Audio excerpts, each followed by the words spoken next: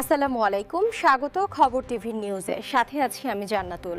শুরুতেই সংবাদ শিরোনাম, আমাদের সহকর্মীর পাঠানো প্রতিবেদনে বিস্তারিত। মুহূর্তে আপনাদের দেখাবো বাংলাদেশ জাতীয় সাংবাদিক সংস্থা BJSS এর যে গাজীপুর জেলা কমিটির প্রধান উপদেষ্টা ও 21 নিউজ পত্রিকার বিশেষ প্রতিনিধি সাংবাদিক মোহাম্মদ শাকিল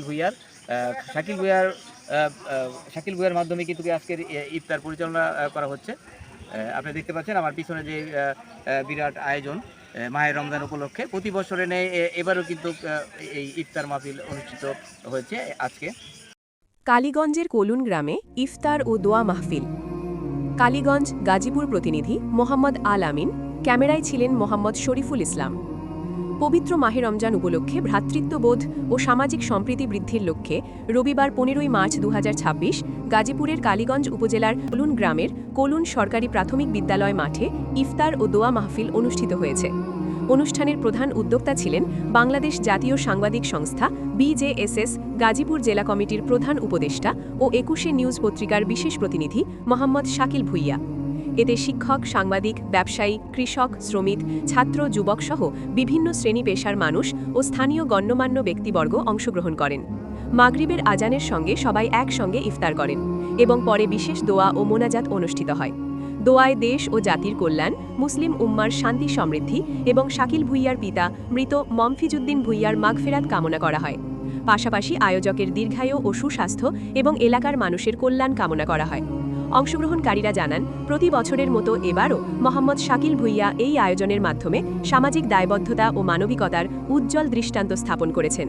অনুষ্ঠানে স্থানীয় গণ্যমান্য ব্যক্তি, বিভিন্ন সামাজিক সাংস্কৃতিক সংগঠনের নেতৃবৃন্দ এবং BJSS এর গাজীপুর জেলা কমিটির সদস্যরা উপস্থিত ছিলেন। মরহুম ব্যক্তির নামে দোয়ার মাহফিল হচ্ছে।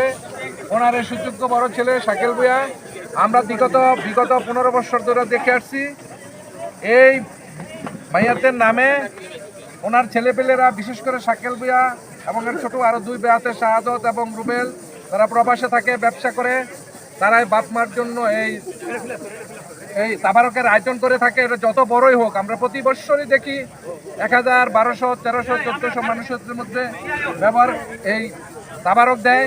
পাশাপাশি আমাদের গ্রামে, আশেপাশে গ্রামে গরিব, দুস্থ, এতিম, অসহায় মানুষের যে কোনো আবদার নিয়ে আসে।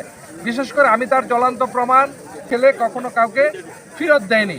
তো আপনারা দোয়া করবেন, আমরাও দোয়া করছি। আগামী দিন যতদিন ওরা বেঁচে থাকবে, ওনার আম্মা এখনো বেঁচে আছে, ওনার বাবার নামে যেন এরকম তাবারকের আয়োজন করে আসতে পারে। সোনার মদিনে পৌঁছে দাও। স্থানীয় যারা রয়েছে তারা কিন্তু বলেছে যে এরকম এই মাহে রমজান উপলক্ষে এরকম আয়োজন, তারা এতে সন্তুষ্ট এবং শাকিল ভুঁইয়া যেন প্রতি বছরের ন্যায় আগামী দিনগুলোতে এরকম মুসলিমদের মাঝে এরকম তাবারক বিতরণ করতে পারে, এরকম ইফতার মাহফিলের আয়োজন করতে পারে, এরকম আশাবাদ ব্যক্ত করে শেষ করছি। গাজীপুর কালীগঞ্জ থেকে মোহাম্মদ আল আমিন, খবর টিভি।